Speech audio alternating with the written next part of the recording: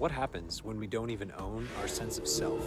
This is 7 Days of Cyberpunk, Day 4, Giving Up the Ghost. By 1995, the mainstream aesthetics of cyberpunk were well established, and one thing these feature visions shared was a co-opting of Asian aesthetics as a shorthand for a future where Western culture and values had been replaced by Eastern ones, Japanese in particular. The future feels uncomfortable, different, foreign. That's because during the codification of the subgenre in the 80s, Japanese technology and its economy were ascendant.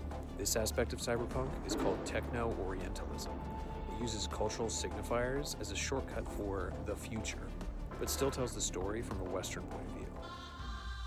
In 1995, that changed with the release of Ghost in the Shell, an animated film directed by Mamoru Oshii, finally reflecting more than just the window dressing of techno-orientalism and reimagining the subgenre through a different cultural lens.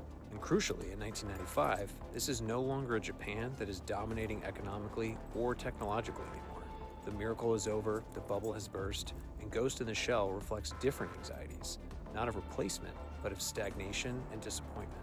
It's almost like it's saying, so we got the future, now what?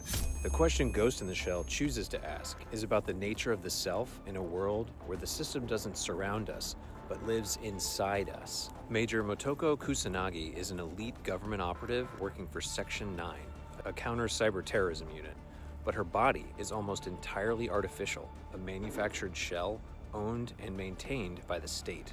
Only her brain and her consciousness remain. Her ghost. While hunting an emergent AI that claims personhood, known as the Puppet Master, she's forced to confront an unsettling possibility. If intelligence, memory, and identity can emerge from systems, then what exactly separates her from the system she works for? So when she chooses to merge with the AI, it isn't an act of rebellion. It's the only way out of a cage where the system doesn't just control you. It is you.